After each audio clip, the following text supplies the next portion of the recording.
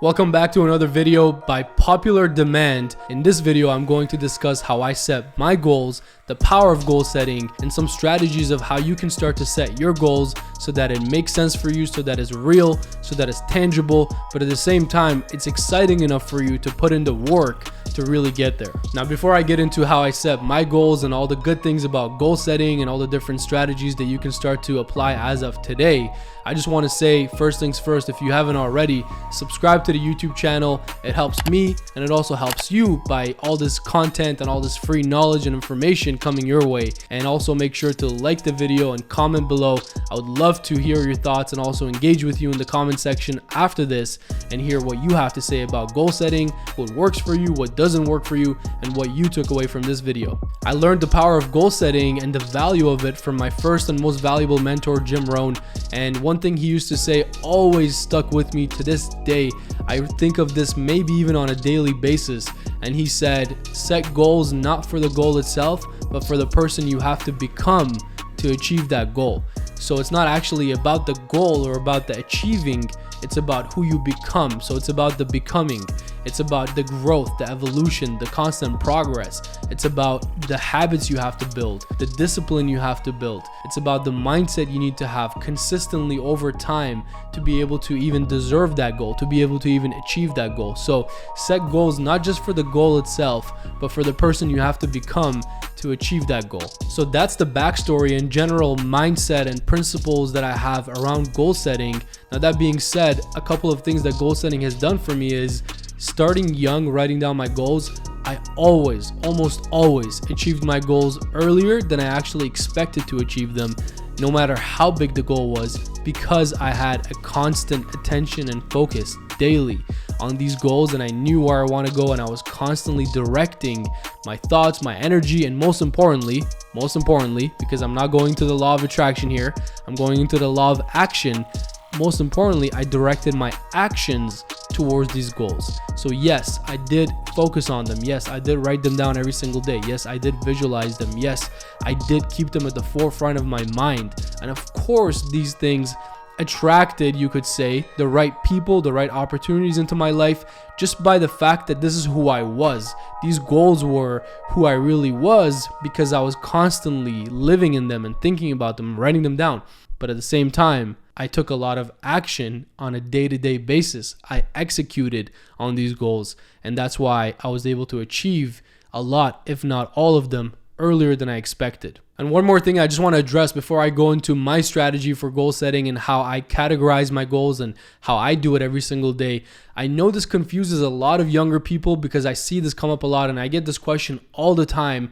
How long ahead or how far ahead should I be thinking? How long term should these goals be? Should I be writing down goals for the next 10 years? Should I be writing down goals for the next 5 years, the next 3 years? And I know this almost paralyzes and cripples a lot of people because they just don't know how to set their goals and how long they should be thinking ahead, what time frame they should really be thinking with.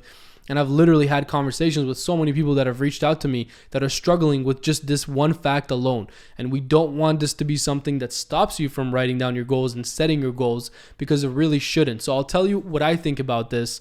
Generally speaking, I go back to the Tony Robbins quote, which says most people overestimate what they can do in a year, but underestimate what they can do in a decade. So the way I think about this and the way I recommend you do as well is by having some large, really exciting, really big, really expansive goals for the next 10 years or so, knowing roughly where you want to be in life, knowing roughly what quality of life you want to have and how you want to live.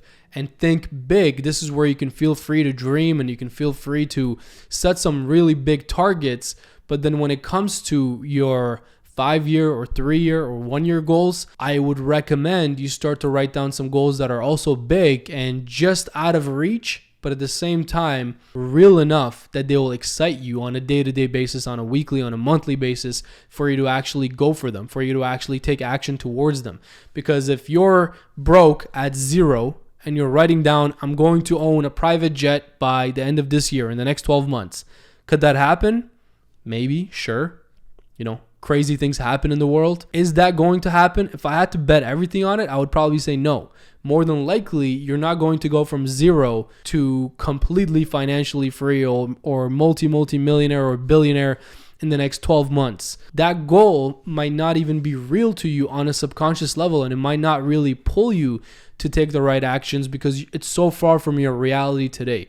So what I would do is I would have that goal for the next decade. As Tony Robbins said, going back to that, most people underestimate what they can do in a decade. So sure, could you do that in a decade in a real way? Yeah, I think that's possible. So let's push that aside for the long-term visions and the goals for the next decade. And when it comes to the next 12 months, let's look at how we can get you to your first 6 figures. Let's set more out of reach, but also real tangible goals like that are exciting, that are, again, will require you to do way more than you think necessary, that will require you to really push, that are out of reach. So don't get me wrong here. They are big goals. They are out of reach, but they're also real enough that if you broke them down and if you worked your ass off and if you did everything in your power, you could achieve them. So that's my quick rant on how far ahead you should be thinking and on the time frames that you should be thinking with your goals. Now, that being said, let's go into how I set my goals, how I structure my goals, and what has worked for me over the last 10 years or so of writing down my goals and what my biggest takeaways are, because I've experimented with a lot of different ways to write my goals, and I've even stopped at times for periods at a time in order to really try different things, try not even writing my goals, try meditating instead, or try, really perfecting this morning routine and what I do and how I focus my energy and attention on my goals and what I want in my life. And I've come to what I think, at least for the time being, is the perfect solution for me and what really works and what gets me excited every single day. And I've come to a practice that essentially works for me. So this is something that I would love to pass on to you and try it out for yourself. And if it works, great. If it doesn't, continue to experiment, continue to try different things, and continue to see what's going to work for you. So I write my goals every single day, and I categorize my goals into 5 different categories. So it's 5 categories. Each of these categories, I will write anywhere from 1 to 3 goals, sometimes even up to 5 goals, depending. But I want to really keep my focus and attention on the most important goals. I want to write down what is at the forefront of my mind, what I want to accomplish within the next 12 months or so. And I really focus in on these goals. Now, goal number 3 to 5 in a certain category might be a 3-year or a 5-year goal. So I'll also think a little bit bigger and go a little further out in terms of time frame on the 3rd to 4th to 5th goal in that category.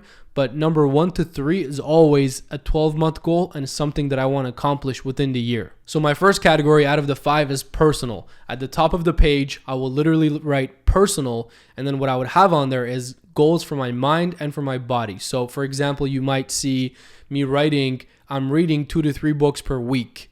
I'm at 160 pounds at 10% body fat.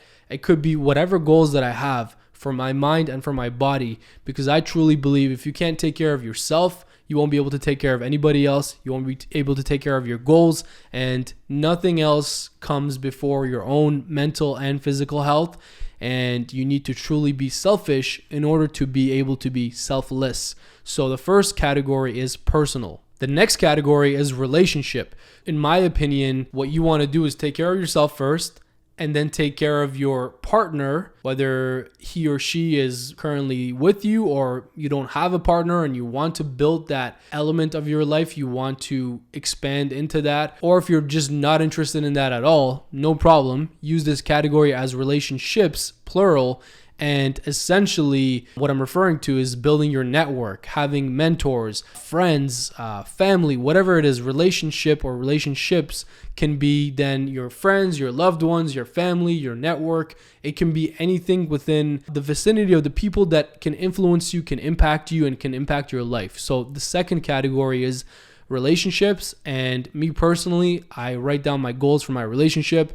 I write down my more long-term goals with my relationship. If me and my girlfriend have something that we want to do or a goal that we want to accomplish, I would put that goal there.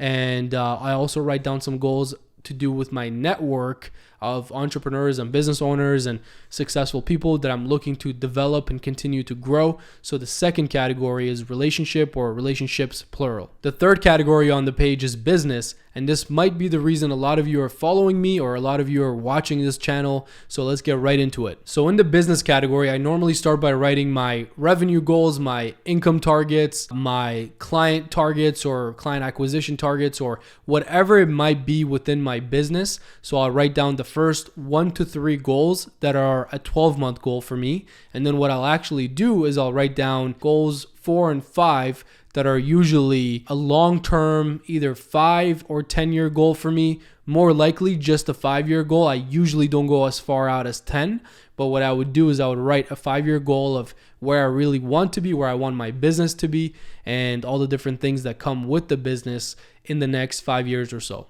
The fourth category of my goal setting is investing or investments. And this category, self-explanatory, goes into your investing goals, how you're going to multiply your income, and how you're going to truly build your wealth and build your financial freedom. So in this category, I normally would have 1 to 3 12-month goals, and then I would also have a couple of 5-year, maybe even 10-year goals, because investing is something that you should be thinking with probably a 20-year time frame with, as my mentors would advise, and it's something that you should definitely be thinking long-term with, regardless of what exact time frame it is. So in this category is probably where I would go a little further out, and I would set some longer time frames and some bigger goals. And the last category in my goal setting structure is something a lot of people like to put first, and that's the first mistake, and that is fun goals. So it's literally fun on the page. That's what I write. And then that could be anything from watches to cars to trips I want to take to anything that's a fun goal for me. And it could be considered, a stupid use of money. It could be considered not the best use of your finances, but it's something that you really want to reward yourself with. So you could call this reward goals, or you could call it fun goals. I just call them fun, and I just write down whatever comes to my mind that I really want in the next 12 months, and then I go to 3 years and 5 years and maybe even 10 years, and I would write down some crazy things that I want that are fun, that are enjoyable, that would really just excite me. And it also adds a little bit to that vision of the future, and it adds some excitement and some fun and some lifestyle to that vision of the future. So there you have it. After 10 years of writing down my goals, this is coming from a seasoned veteran in goal setting. This is my structure that I've come to that really works for me, and this is what I do on a daily basis. I have my goals structured as the following: my personal goals, my relationship goals, my business goals, my investing goals, and my fun goals. So I have those 5 categories of how I structure my goals, and I hope that helped you. And I would recommend you start trying it as of today, as of tomorrow morning, whatever works best for you. And I would love to hear your feedback in the comment section below. As always, make sure to like the video and make sure to subscribe. There's a lot more coming your way, so stay tuned, and I'll see you on the next video.